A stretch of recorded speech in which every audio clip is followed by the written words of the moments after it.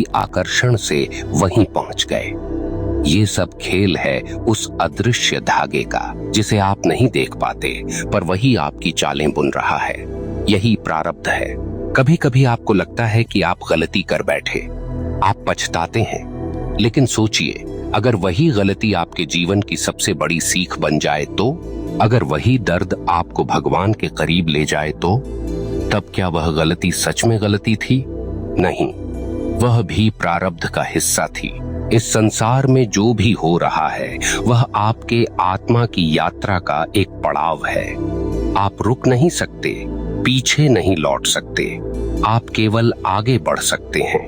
और इस आगे बढ़ने की राह को जो दिशा देता है वह है प्रारब्ध। यह आपकी आत्मा का नक्शा है और इस नक्शे के हर मोड़ पर वही लिखा है जो आपके विकास के लिए आवश्यक है। अब जरा इस पर सोचिए, जब बच्चा जन्म लेता है तो वह कुछ नहीं जानता, लेकिन धीरे धीरे उसे जिन परिस्थितियों से गुजरना पड़ता है वे उसे ढालती हैं। कभी गरीबी, कभी अमीरी, कभी सुख, कभी दुख, सब मिलकर उसे वही इंसान बनाते हैं जो वह आगे चलकर होता है। अगर यह सब आपके हाथ में होता तो क्या आप खुद को कभी दुख देते, कभी असफलता का स्वाद चखाते? नहीं, लेकिन यही तो जरूरी है, क्योंकि बिना हार के जीत की कीमत नहीं समझ आती, बिना अंधकार के प्रकाश का महत्व नहीं होता। प्रारब्ध का एक गहरा नियम है, यह आपके अहंकार को बार बार तोड़ता है। जब भी आपको लगता है कि अब सब आपके कंट्रोल में है, तभी कोई झटका आता है और आप फिर से सोचने लगते हैं, मैं तो कुछ भी तय नहीं कर पा रहा। यह अहंकार का पतन ही आपको आध्यात्मिकता की ओर ले जाता है।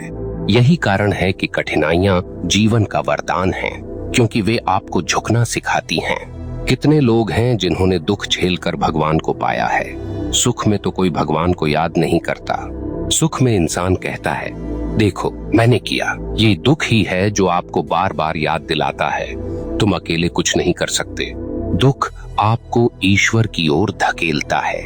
यह प्रारब्ध का सबसे सुंदर खेल है, आपको तोड़कर फिर जोड़ने का। आप सोचते होंगे कि अगर सब पहले से लिखा है तो भगवान हमें क्यों सजा देते हैं?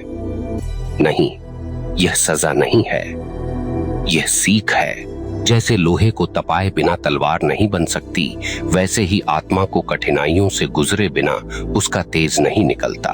भगवान आपको दंड नहीं दे रहे, वे आपको तराश रहे हैं। यह समझ जब भीतर गहराई से उतर जाएगी, तब आपके